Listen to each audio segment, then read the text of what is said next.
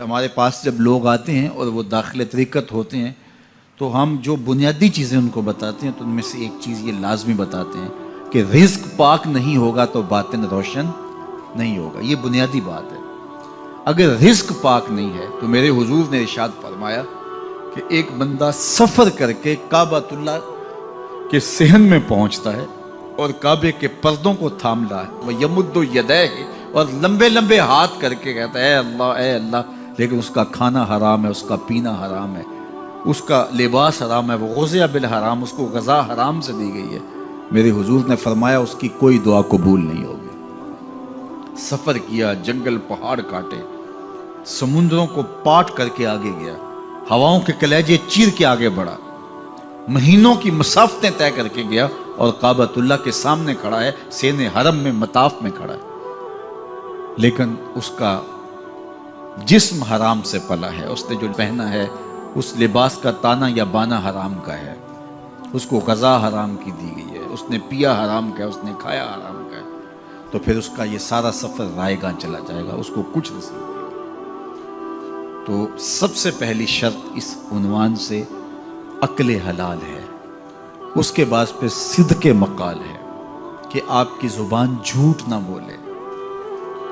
جب کوئی شخص جھوٹ بولتا ہے, روحانیات تو دور کی بات ہے, اللہ کے فرشتے اس سے 1 میل دور ہٹ جاتے ہیں. جب کوئی شخص جھوٹ بولتا ہے تو حدیث پاک میں آتا ہے اس کے منہ سے ایک خاص قسم کی بدبو نکلتی ہے. اس بدبو کو ہم نہیں سونگھ پاتے لیکن فرشتے سونگھ لیتے ہیں, چونکہ فرشتے انتہائی حساس مخلوق ہے اور وہ جھوٹ کی وجہ سے نکلنے والی بدبو کو سونگھتے ہیں. اللہ نے حضرت امام اعظم امام ابو حنیفہ رضی اللہ تعالیٰ عنہ کو یہ بصیرت عطا کی تھی اور یہ باطنی نظر بخشی تھی کہ جب کوئی شخص وضو کرتا تھا تو اس کے وضو کے پانی سے پہچان لیتے تھے کہ یہ کس گناہ کا مجرم ہے. جب بندہ وضو کرتا ہے تو وضو سے ہاتھوں کے گناہ جھڑتے ہیں, منہ کے گناہ جھڑتے ہیں, تو وہ وضو کے پانی سے اس بات کو محسوس کرتے تھے. اللہ نے ان کو وہ بصیرت عطا کی تھی, لیکن انہوں نے اللہ کی بارگاہ میں عرض کی مالک مجھ سے یہ چیز چھین لے, یہ چیز مجھے نہیں چاہیے. لوگوں کے بارے میں جو ہے وہ ایسا گمان پھر پیدا ہوتا ہے.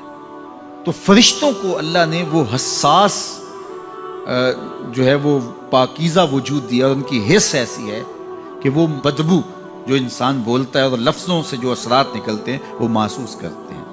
تو جب کوئی شخص جھوٹ بولتا ہے تو اس کے جسم سے, اس کی زبان سے جھوٹ کے ساتھ بدبو نکلتی ہے. اللہ کے فرشتے 1 میل دور تک پیچھے ہٹ جاتے ہیں. تو مجھے بتائیے, جو شخص جھوٹ بولتا ہو کیا اسے کوئی روحانی مرتبہ مل سکتا ہے؟ یہ سوچا بھی نہیں جا سکتا, یہ امکانات سے ہی نہیں ہے. اللہ کے محبوب علیہ السلام سے پوچھا گیا کہ حضور کوئی مسلمان, کوئی مومن کیا بزدل ہو سکتا ہے؟ فرمایا نہیں, وہ بہادر ہوتا ہے, لیکن ہو سکتا ہے کبھی اس سے بزدلی بھی سرزد ہو جائے. انسانی کمزوری ہے, کبھی انسان بہت طاقت میں ہوتا ہے اور کبھی انسان کمزور بھی پڑ جاتا ہے. فرمایا ہو سکتا ہے کبھی اس سے ہو بھی جائے. پھر پوچھا کہ بخل کر سکتا ہے؟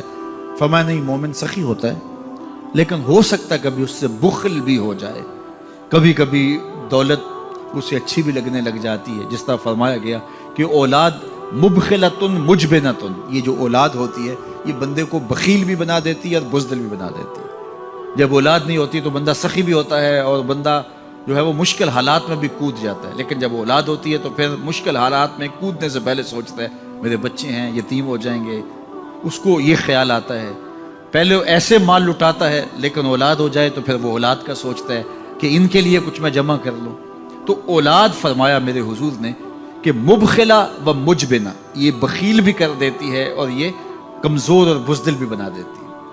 تو مومن ہوتا بہادر ہے لیکن ہو سکتا ہے کبھی اس سے بزدلی بھی ہو جائے. مومن سخی ہوتا ہے لیکن کبھی ہو سکتا ہے اس سے بخل بھی ہو جائے. لیکن تیسرا سوال حضور سے پوچھا گیا کہ مومن جھوٹا ہو سکتا ہے؟ تو اس پہ 2 ٹوک کہا, نہیں جھوٹا نہیں ہو سکتا. یہ نہیں ہو سکتا کہ مومن ہو اور جھوٹا ہو, وہ سچ بولنے والا ہو. تو عقل حلال اور صدق مقال, یہ 2 خوبیاں جو ہیں یہ اہل اللہ کا طرائے امتیاز ہے, اور یہ مجھے اور آپ کو اختیار کرنی چاہیے. حضرت خلیل اللہ جب وادی غیر ذی زرع میں سیدہ ہاجرہ اور ان کے معصوم نونہال کو چھوڑ کر کے جانے لگے۔ ایسی وادی جہاں حیوانی وجود بھی نہیں تھا، نباتات بھی نہیں پائے جاتے تھے، پانی کا ایک قطرہ بھی دستیاب نہیں تھا، کالے سیاہ محیط پہاڑ جیسے فولاد پگھلا کے ڈال دیا ہو، وہ وادی جہاں دن کو بھی خوف آئے، وہاں حضرت ہاجرہ نے راتیں بھی گزاری۔ کتنا دردناک لمحہ تھا جب سحری کا وقت ہوا، حضرت خلیل اللہ دعائیں دے کے رخصت ہونے لگے، حضرت ہاجرہ سلام اللہ نے آگے بڑھ کے اپنے شوہر نامدار کا دامن پکڑ لیا، تمسکت بیضیالہ، دامن پکڑ کے بولی میرے شوہر نامدار، اس محیب وادی میں، اس پہاڑوں کے دامن میں جہاں دن کو بھی خوف آئے، نونہال معصوم کے ہمراہ مجھے چھوڑ کے کہاں جا رہے ہو؟ حضرت خلیل اللہ نے کوئی جواب نہیں دیا۔ پھر قدم اٹھایا تو زوجہ نے پھر دامن پکڑا، پھر وہی سوال، پھر کوئی جواب نہیں آیا۔ تیسری مرتبہ دامن پکڑا، خلیل اللہ کی جانب سے کوئی جواب نہیں آیا، تو خاتون خود بولی کیا اللہ کا حکم تو نہیں؟ تو حضرت خلیل اللہ نے کہا نعم، ہاں اسی کا حکم ہے۔ حضرت ہاجرہ نے دامن چھوڑ دیا، کہا جائیے، خیر سے جائیے، اگر اس کا حکم ہے وہ ہمیں ضائع نہیں ہونے دے گا۔ جہاں دن نہیں گزارے جا سکتے تھے، پھر اس خاتون نے وہاں راتیں بھی کاٹی۔ وہ وادی جس میں وحشت بھی قدم رکھتی تھی ڈر ڈر کے، جہاں پھرتے تھے آوارہ تھپیڑے بادے سر سر کے، جہاں پر گھاس اگتی ہے، جہاں نہ پھول کھلتے ہیں، مگر وہ سرزمین ہے آسماں بھی جھک کے ملتے ہیں۔ اپنی پاک باز بیوی اور نونہال بیٹے کو چھوڑ کے حضرت خلیل اللہ دعائیں دے کے رخصت ہو گئے۔ تھوڑا سا توشہ تھا، 2-1 دن کے بعد ختم ہو گیا۔ پھر ماں کی چھاتی سے دودھ بھی خشک ہو گیا، نونہال پیاس سے تڑپنے لگا۔ ماں تو پھر ماں ہوتی ہے، تڑپتی ہوئی ممتا کا دل بے قرار ہوا۔ ایک پتھر کے سائے میں معصوم اسماعیل علیہ السلام کو لٹایا اور پانی کی تلاش میں جبل صفا پہ چڑھی، اطراف میں آسمانوں کی طرف دیکھا، کہیں کوئی پرندے اڑتے دکھائی دیں اور پانی کا نشان ملے اور میں وہاں سے بیٹے کے لیے 2 بوند لے آؤں، لیکن کچھ دکھائی نہیں دیا۔ تا حد نظر پھیلا ہوا آسمان ہی آسمان ہے اور پہاڑ ہی پہاڑ نیچے دکھائی دیتے ہیں۔ پھر مروہ پہ آئیں، درمیان میں نشیبی جگہ تھی، وہاں بیٹے کا منمونا چہرہ دکھائی نہیں دیتا تھا، دوڑ کے گزری اور جا کے صفا پہ گھوم کے دیکھا، کچھ نظر نہیں آیا، ادھر بھی دیکھ لیا ادھر بھی دیکھ لیا، لیکن ماں تھی۔ پھر دوبارہ صفا پہ آئی، صفا پہ دیکھا، کچھ دکھائی نہیں دیا، پھر تڑپ کے مروہ پہ آئیں، وہاں پھر دیکھا، کچھ دکھائی نہیں دیا، پھر صفا پہ آئی، کبھی صفا پہ کبھی مروہ پہ، تڑپتی ہوئی ماں کی ممتا، بے قرار دل، ادھر پانی کی پیاس سے تڑپتا ہوا معصوم اسماعیل پتھر کی اوٹ میں، درمیان سے ماں گزرتی ہے تو بھاگ کے گزرتی ہے کہ بیٹے کا منمونا چہرہ بھی نگاہوں کے سامنے رہے۔ ذرا منظر تو دیکھو کتنا دل آویز ہے، اللہ اکبر، سینوں میں پتے پانی ہو جائیں، پتھر بھی ہو تو پگھل جائے اس زہرہ گداز داستان سے، لیکن اللہ پر توکل اور ماں کی بے قراریاں، کبھی صفا پہ کبھی مروہ پہ، زبان پہ شکایت نہیں ہے۔ پھر جب مروہ پہ پہنچتی ہیں، 7 چکر مکمل ہو گئے، تو ادھر کیا دیکھا کہ معصوم اسماعیل ایڑیاں رگڑ رہا ہے۔ ماں کا دل ڈولنے لگا کہ بیٹا آخری لمحوں میں دوڑی کہ بیٹے کو جا کے اپنی چھاتی سے چمٹاؤں، ہو سکتا ہے 2 قطرے دودھ کے اس کی زندگی کی آس بندھا دیں۔